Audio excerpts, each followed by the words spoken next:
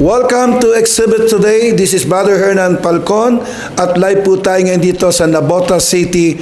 At mula ngayon, masasaksihan natin ang isang event. Ito po ay makikita po natin ang husay, galing at sipag ng mga taga Navotas. At narito po tayo ngayon sa isang napakagandang convention, ang bagong-bagong Navotas Convention Center. At hindi lamang po yon, kasama po natin to explain this event sa pagtutulungan ng City of Navotas City at ng PCCI o ang Philippine Chamber of Commerce and Industry. Narito po ang ama ng Navotas City, ang kagalang-galang Honorable Mayor John Reynald Marcelo Chanco. Magandang araw po, sir. Magandang hapon, sir.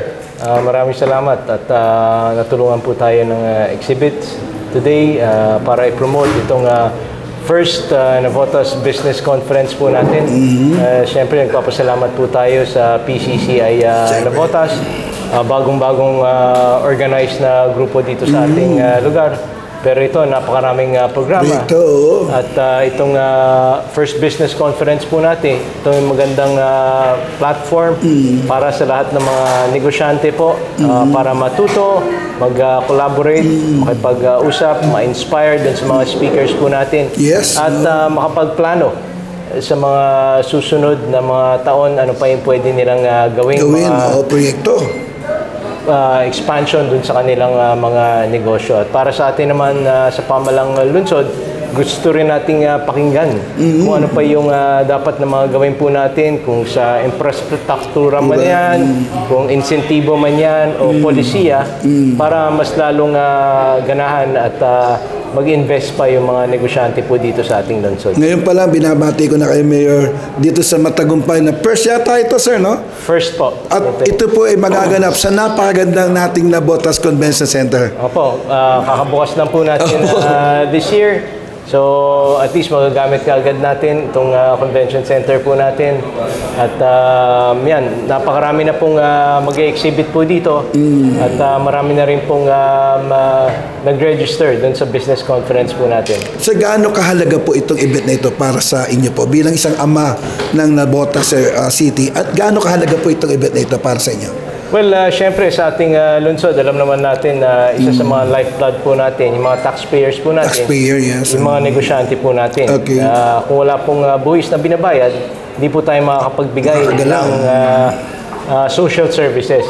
At gusto natin, masaya sila, mag-expand yung negosyo nila dahil win-win po yan hindi lang sa lungsod, kundi sa mga mamamayan. Dahil pag lumaki yung kanilang negosyo, kikita sila, lalaki yung buwis ng ating lungsod, makakatulong tayo, mas maraming programa at proyekto, marami rin silang may employ at matutulungan mga empleyado po. At mapropromote rin po yung ating lungsod. So, balik ng balik po yan. Amazing project, sir.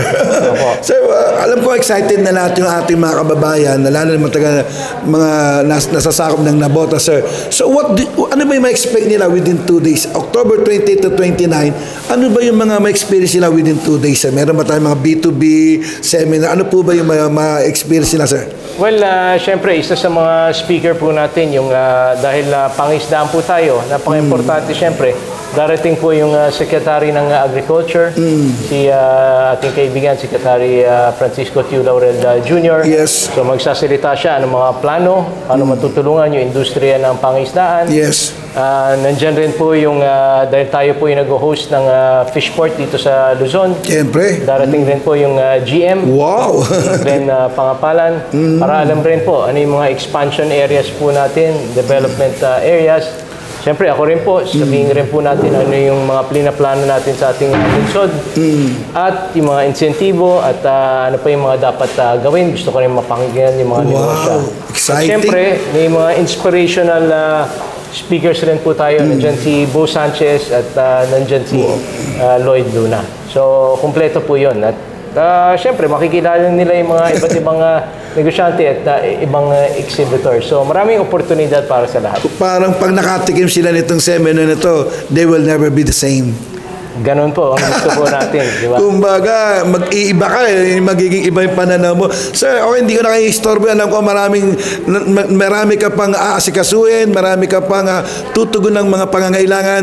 Sir, I'll give you the opportunity to invite one of the amazing project of Nabotas po. First time po ito dito po sa bagong Nabotas Convention Center. Sir, do the honor. Imbitahan natin ang ating mga kababayan dito sa programang Exhibits Today, sir. Well, gusto nating imbitahan lahat ng negosyante po, hindi lang po dito sa ating lungsod, yung mga interesado na mag-invest or meron kayong mga kumpanyang gustong tingnan na based dito, naanyayahan po namin na mag-attend po kayo ng business conference po natin. Kauna-unahang Navotas Business Conference.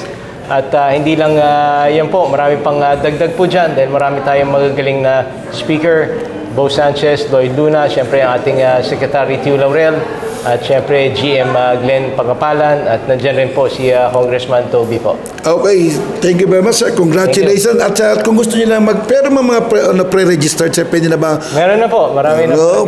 Basta kontakin niyo na lang po, PCCI. O kaya, PCCI Navotas po.